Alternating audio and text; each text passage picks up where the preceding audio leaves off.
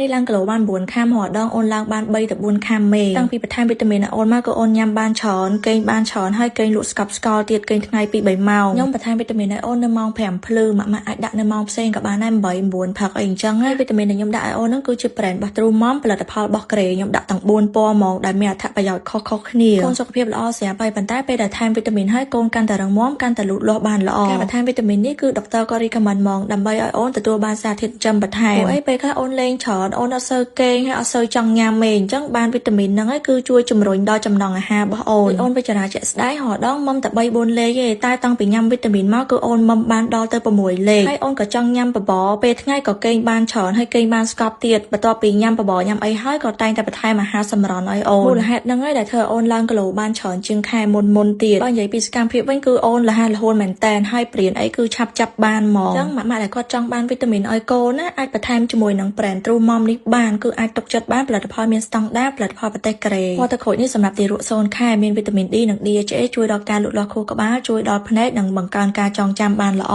ម៉ាក់ដែលមានកូន4ខែឡើងអាសាទល់លាមកអាចឲ្យកូនញ៉ាំជាមួយនឹងវីតាមីនពណ៌ទឹកក្រូចនេះបានមាន probiotic និង prebiotic ជួយកាត់បន្ថយបញ្ហាហើមពោះនិងក្តៀនហើយក៏បន្ថែមកាល់ស្យូមជួយដល់ការលូតលាស់ឆ្អឹងដែរមានកូន6ខែចាប់ដើមលែងចង់មុំហើយអត់សូវចង់ញ៉ាំបបរអីម៉ាក់អាចបន្ថែមវីតាមីនពណ៌ផ្កាឈូកនេះបានមានជាតិដៃខ្ពស់ដែលជួយបង្កើនខបឈាមក្រហមការពារជំងឺស្លេកស្លាំងហើយក៏បន្ថែមជាមួយនឹងកាល់ស្យូមដើម្បីជួយដល់ការលូតលាស់ឆ្អឹងរូម៉ាំពណ៌ទឹកសមុទ្រសម្រាប់ទារកអាយុ6ខែនេះមាន DHA និងសារធាតុ lactoferrin ដែលជួយប្រឹងប្រព័ន្ធស៊ាំឲ្យកូនកាន់តែរឹងមាំជាពិសេសម៉ាក់ដែលមានកូនឈឺញឹកឈឺច្រើនអាចញ៉ាំមួយនេះបានវីតាមីនទាំង4ពណ៌របស់ True Mom នេះអាចលាយជាមួយបបរលាយជាមួយទឹកនិងលាយជាមួយទឹកដោះគោបានណាអត់មានក្លិនអត់មានពណ៌អត់មានរសជាតិក្នុងមួយកំប៉ុងមានចំនួន90កញ្ចប់ជាផលិតផលរបស់ប្រទេសកូរ៉េ 100%